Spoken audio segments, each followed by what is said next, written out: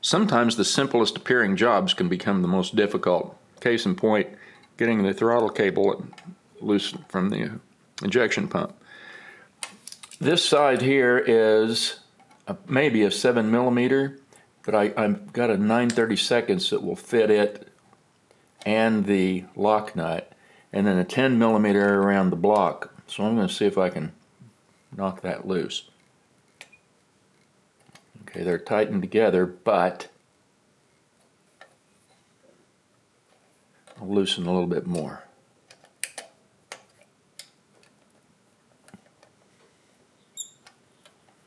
That should let her come out. This clamp is an 8mm with a lock nut on the back.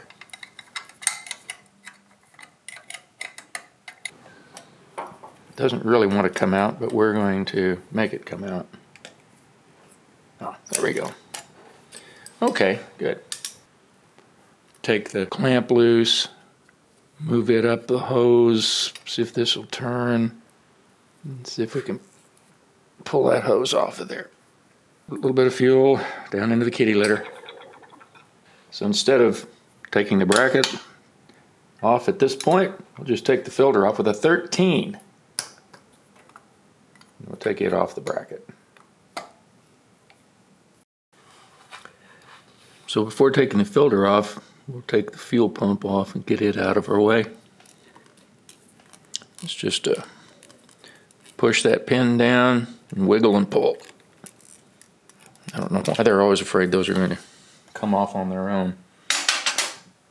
And the filter is mounted with some 10mm cap screws.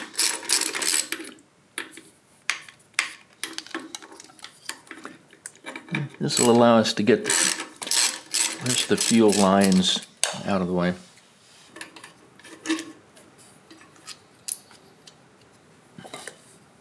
And I'm going to put these back in the holes from which they came. Make it a little easier when we go back to assemble, a little quicker.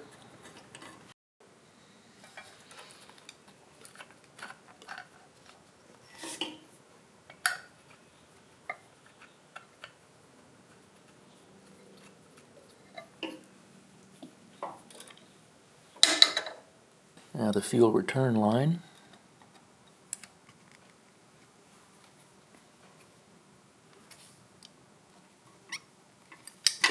Now our fuel lines are out of the way. Eventually the start-stop solenoid and this bracket will need to come off the block, but I'm just going to go ahead and remove the muffler at this point so I can get better access to what's going on in here.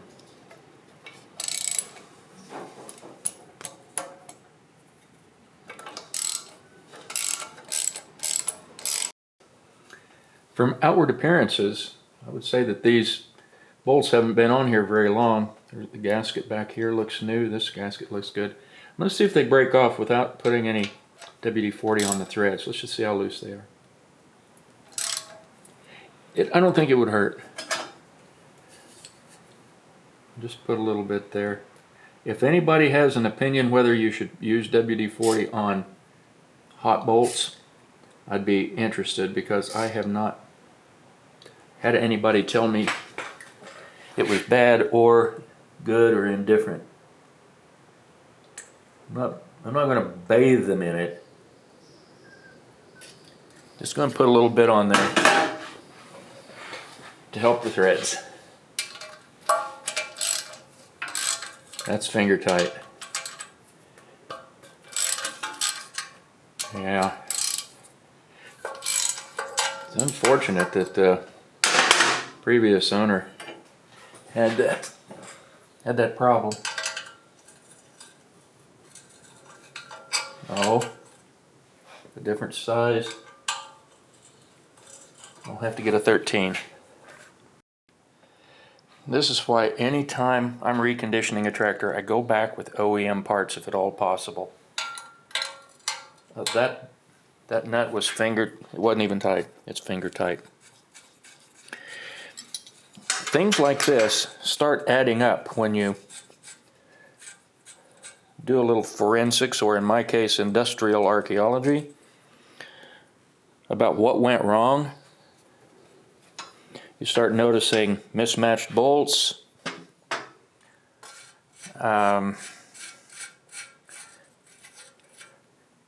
No water in the radiator, overfilled crankcase. All of them point to just some errors that somebody has made. All right, let's see if that muffler will come out of there. Oh yeah. Right out. Well, the light and the camera's set up still on that side. I'll go ahead and take the air cleaner bolts off. It has to come off anyway.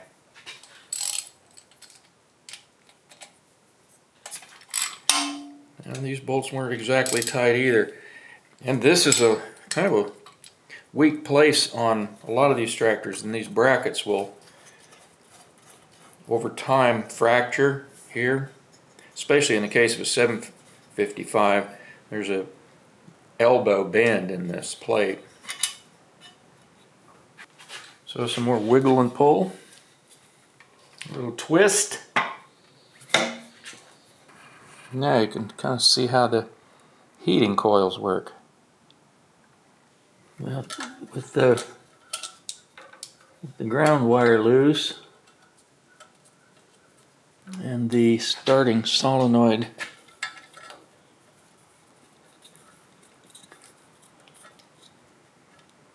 cable pulled apart, and the oil pressure sending wire, and the oil pressure sending unit wire free. Again, there are 9/32. Works perfectly. You should be able to get this wiring harness up and out of our way.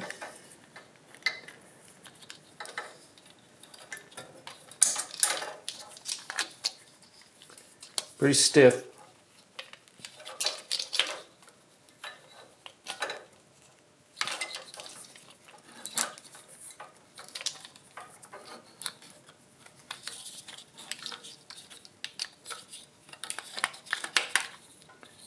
Good thing to be recording this so we'll know how it goes back together. Now with a little bit of luck and squinting, you can hook that pin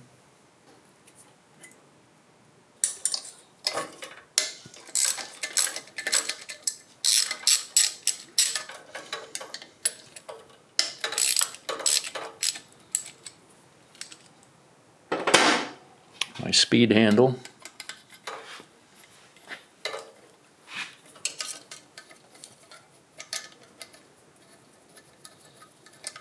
Works pretty fast.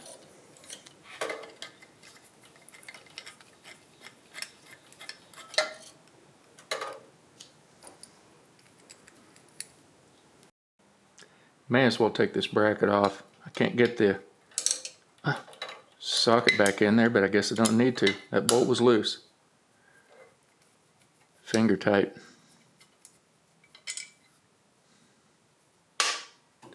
Let's see if this one is. Yeah, it's got some tight to it. A little.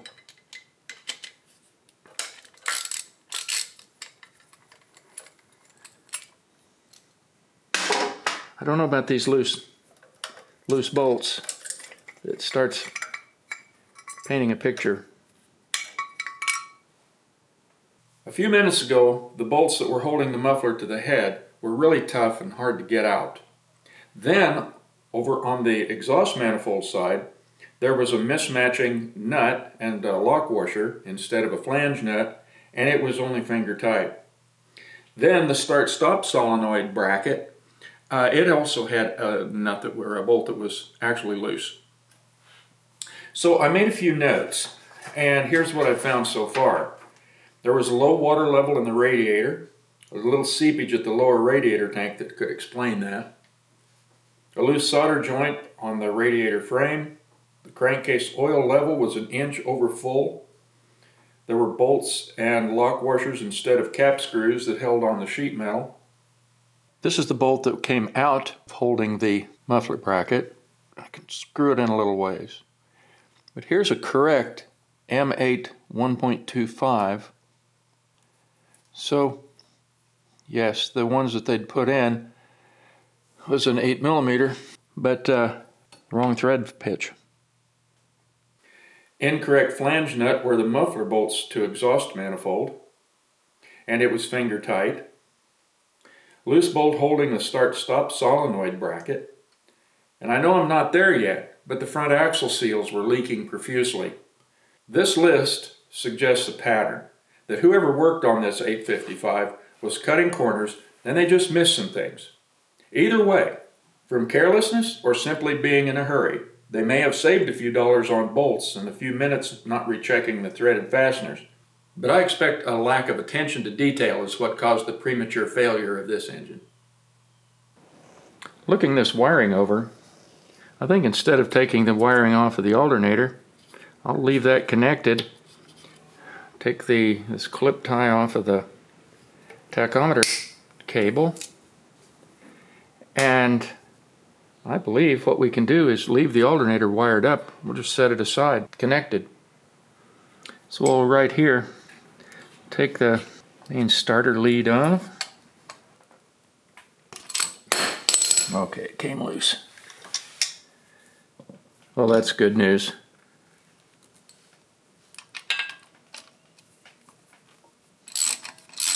We want to make sure we get that clean.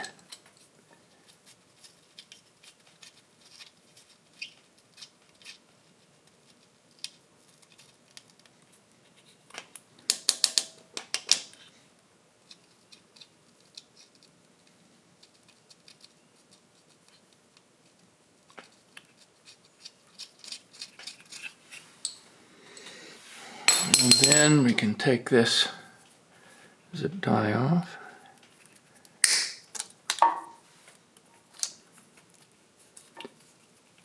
And we've got a connector under the starter.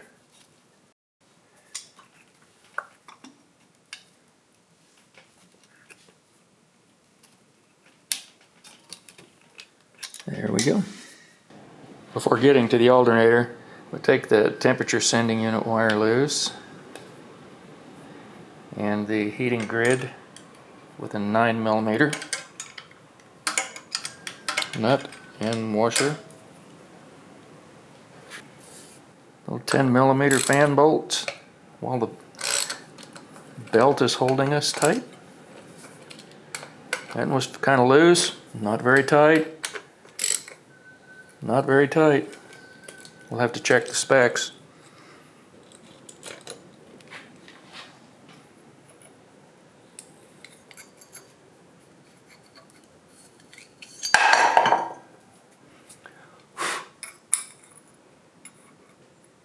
And we'll put the bolts back in here. The alternator's held with a 12 at the adjusting point. Leave that loose for a second. This is a 13.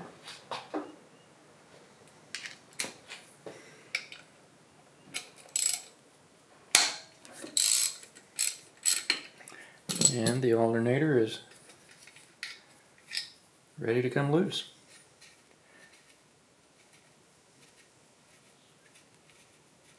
Now with care, we should be able to get all of these wires and the alternator all out of the way.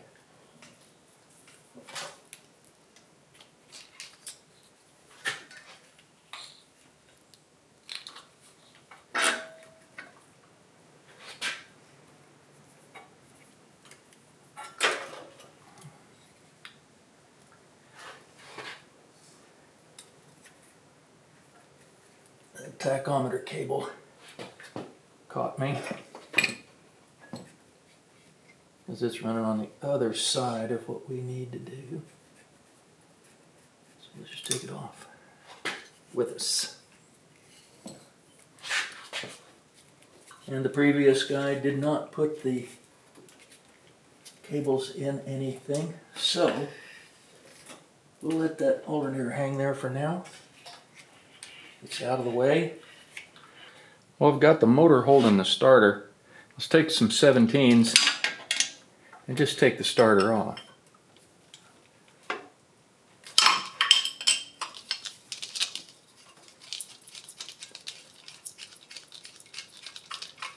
That nut will just clear the motor mount, you know, to that point. Then it'll have to be screwed out because it's threaded into the transition plate. So now let's go to the upper one. You can just reach back in there.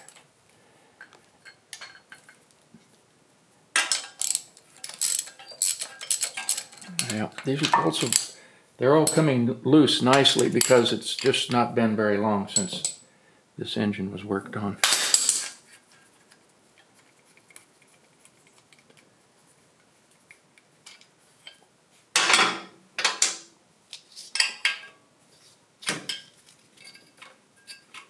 We can back this out a while, and then that will come off.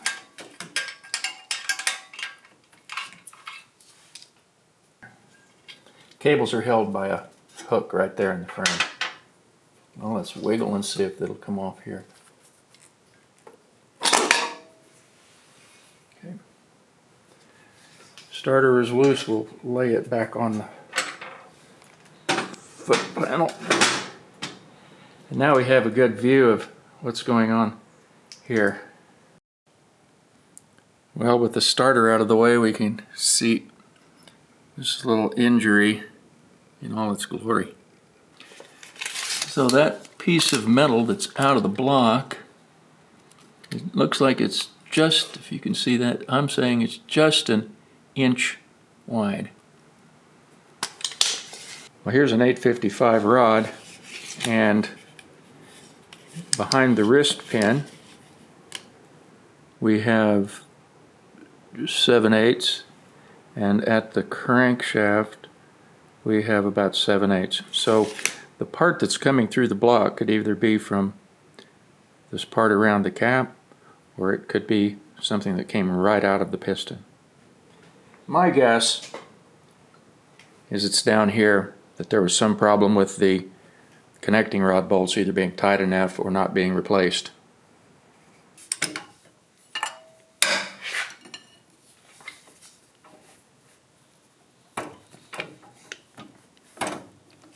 Well, I guess it doesn't hurt to turn the engine over. It's already no good. Let's try this one.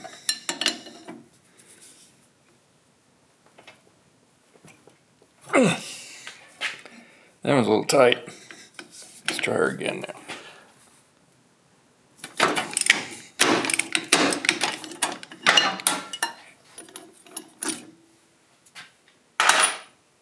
This is the right rear engine mount. Instead of going underneath and taking the bolt loose, I'm going to pull this 13mm bolt. And there's just enough room. If you lift the engine, you can put the 13 on that nut. Now I found something interesting. When I try to loosen that, I'm up against the mount rubber. But I have another 13mm end wrench that is made slightly differently, and I could get the wrench over against there, so I have enough room to be able to bring it loose. Let's see if I can. And of course the oil tube is up here in the way, so you can't get a box end in there. So we'll use an open end.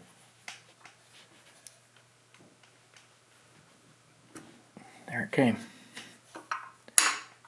So now I have access to be able to pull this bolt. When I get the engine out, then I can check what's going on here and see why that bolt is askew. A little postscript on that. You can't get the bolt out because it interferes with the oil tube, But the nut, it's a lock nut, but it has a flange on it, so it stayed in the wrench. I was wondering how I was going to get it back in there if I chose to put it back together this way. Anyway, just a little detail. I thought it was interesting. The left rear mount is a little more straightforward. A 13mm box end. I'm going to capture the nut.